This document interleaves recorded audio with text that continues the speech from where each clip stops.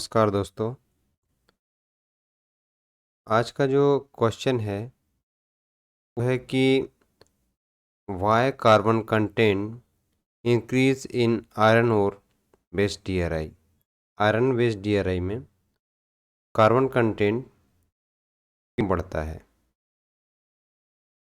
या iron ore based DRI में lower fraction जब बढ़ता है तो कार्बन कंटेंट क्यों बढ़ता है, या why carbon content increase in cooler discharge material when -1 fraction increase. मतलब कूलर डिस्चार्ज में जब -1 फ्रैक्शन बढ़ जाता है या बढ़ता है तो उस कंडीशन में DRI में कार्बन इंक्रीज क्यों होता है। आर के information like subscribe share and press the bell icon.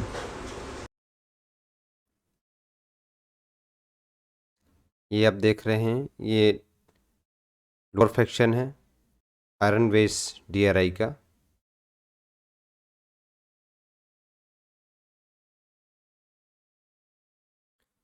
Reason for higher carbon content in -1 mm sponge iron.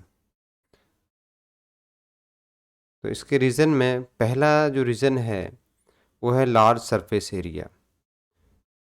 जो फाइन पार्टिकल होते हैं have a greater surface area to volume ratio compare to large particle. This allow more carbon to adsorb into the surface during the reduction process leading to a higher carbon content। मतलब surface area ज़्यादा होने से carbon content absorb होने के लिए ज़्यादा area lower fraction में मिलता है। नेक्स्ट रीजन है इनहेंस रिडक्शन रेट। जो स्मॉल पार्टिकल है experience faster reduction due to higher activity during the reduction of iron और हेमेटाइट से जब मैग्नेटाइट में कन्वर्ट होता है यूजिंग कोल और carbonaceous material. Excess carbon can adhere to the particle surface और रिमेनिंग एम्बेडेड। मतलब जब ये रिडक्शन हेमेटाइट से मैग्नेटाइट में कन्वर्ट होता है तो ये बहुत फास्टर हो जाता है लोअर रिडक्शन में, और वहाँ पर इनको क्या होता है, कोल या जो कार्बन मटेरियल है वो एक्सेस मिलता है, जिससे तो इसकी सरफेस है कार्बन को एक्सेस करती है और कार्बन उसमें पिकअप होता है। Residual carbon from coal. Fine particle are often more exposed to unburned coal या चार और carbon monoxide during the reduction process in the rotary kiln.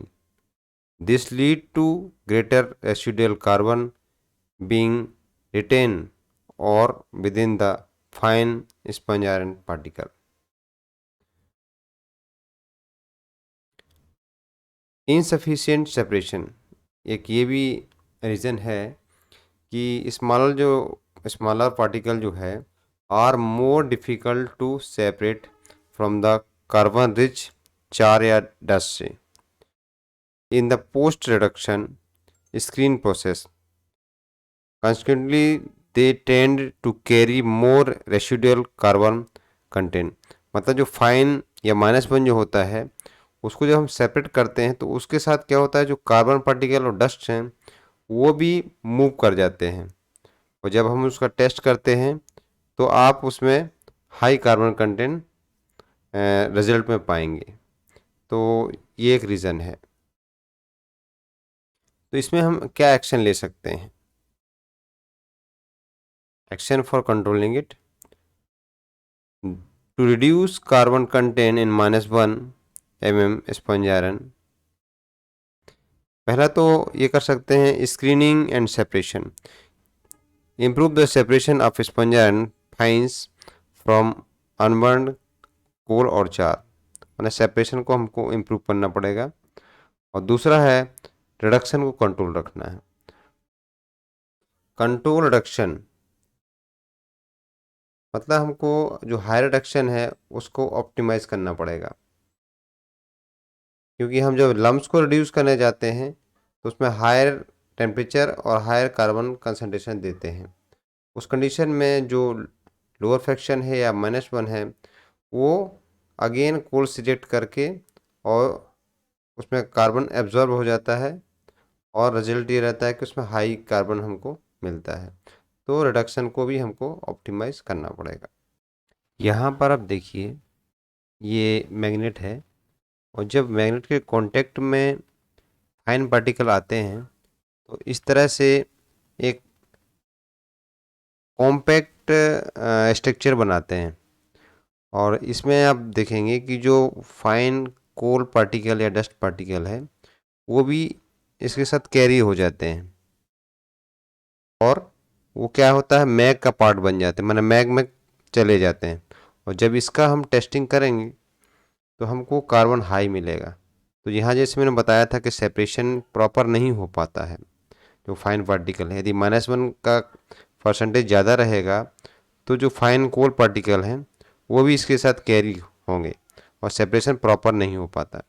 तो इस कंडीशन में भी आपका जो DRI में है लोअर फ्रैक्शन के कारण कार्बन हाई रहेगा। यहाँ पर जो आप देख रहे हैं ये -1 और जो लोअर फ्रैक्शन है उसका एक बहुत ही क्लोज व्यू है। तो इसमें आप जो ये देख रहे हैं ये जो फाइन्स के पार्टिकल्स हैं, मतलब DRI फाइन्स के जो पार्टिकल हैं, ये हाई रिडक्शन और हाई टेम्परेचर के कारण इनका जो सरफेस है ये अनइवन टाइप का हो जाता है, मतलब ये स्मूथ नहीं रहते। और इनके ऊपर क्या हो जाता है कि एस का लेयर स्टिक हो जाता है। और ये जो आप जो स्मॉल पीस देख रहे हैं ये कोल पार्टिकल्स दिख रहे हैं आपको, जो ब्लैक दिख रहे हैं। तो ये पार्टिकल तो कैरी हो ही रहे हैं, लेकिन जो एस कंटेंट है वो भी इसके ऊपर स्टिक हो रहा है। जो -1 है और लोअर फ्रैक्शन है रिटेंशन के कारण या हाई रिडक्शन के कारण, या जब हम लम्स को रिड्यूस करने के लिए हायर एफर्ट लगाते हैं, मैंने हायर टेम्परेचर देते हैं और CO का कंसंट्रेशन बढ़ाते हैं, तो उसमें जो -1 है इसका स्ट्रक्चर स्मूथ नहीं रहता और ये हाई कार्बन के रूप में रिफ्लेक्शन देता है। इस पिक्चर में भी आप देखिए कि -1 का यहाँ पर कंसंट्रेशन बहुत ज़्यादा है। और इस टाइप जब अपीयरेंस रहेगा आपका पूरा डिस्चार्ज का तो डेफिनेटली उसमें आपका कार्बन कंटेंट हाई आएगा। ये देखिएगा इसमें मैक्सिमम -1 ही विजिबल हो रहा है, बाकी कोस्ट पार्टिकल बहुत ही कम है। इस पिक्चर में भी क्लियर हो रहा है कि -1 का परसेंटेज ज़्यादा है।